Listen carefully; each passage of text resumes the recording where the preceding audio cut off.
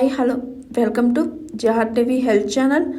ప్రమాదశాత్తు పాము కాటుకు గురైతే టెన్షన్ పడకండి. ఈ చిట్కాలు పాటిస్తే ప్రమాదం నుండి బయటపడవచ్చు. పాములంటే సాధారణంగానే అందరికీ భయమే.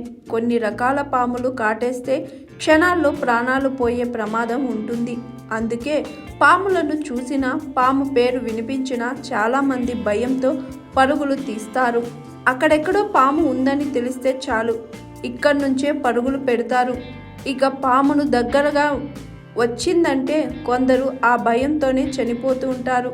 మరికొందరు ఎలా తప్పించుకోవాలో ఆలోచించకుండా పాము కాటుకు గురవుతూ ఉంటారు. కానీ పాములని విషపూరితమైనవి కావు. అయినప్పటికీ పాములకు దూరంగా ఉండటం మేలు. అయితే పాము ఎదురుపడితే ఎలా తప్పించుకోవాలో కూడా తెలిసి ఉండడం మంచిది.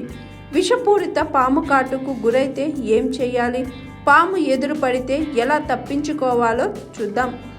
ఎక్కడైనా ఎప్పుడైనా పామును ఎదురు పడితే భయపడకండి, టెన్షన్ పడకూడదు. పాముకు ఎదురుగా ఎలాంటి కదలికలు చేయరాదు. పాము ఉన్న దిశలో పరిగెత్తకూడదు, లేదా పాముపై ఏదైనా విసిరేందుకు కూడా ప్రయత్నించకూడదు.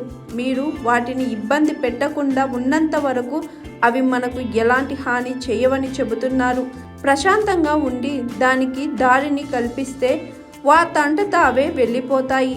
అలాగే చాలా పాములు మన దగ్గరికి రావడానికి ఇష్టపడవు, ఎందుకంటే అవి కూడా భయపడతాయట. పాములకు చెవులు ఉండవని నిపుణులు చెబుతున్నారు, కానీ అవి కంపనాలకు చాలా సున్నితంగా ఉంటాయని అంటున్నారు.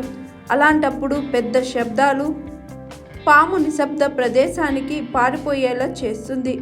మీరు కొన్ని కర్రలను కలిపి కొట్టి సౌండ్ చేయడానికి కూడా ప్రయత్నించవచ్చు. మరో ముఖ్యమైన విషయం ఏంటంటే, పాములు ఎక్కువగా రాళ్ళు, అడవుల్లోని గడ్డి పొదలు, మూలల్లో దాక్కోవడానికి ఇష్టపడతాయి. అలాంటి ప్రదేశాల దగ్గర నడిచేటప్పుడు జాగ్రత్తగా ఉండాలి.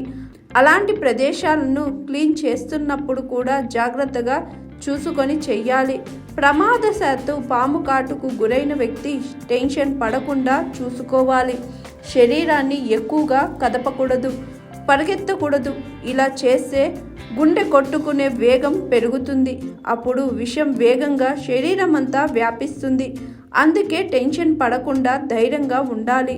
పాము కాటేసిన చోట గాయాన్ని తీసి విషాన్ని బయటకు తీస్తే ప్రయత్నం కూడా చెయ్యరాదు. పాము కాటు వేసిన గాయం చుట్టూ టేపు లాంటిది కూడా కట్టకూడదని నిపుణులు చెబుతున్నారు.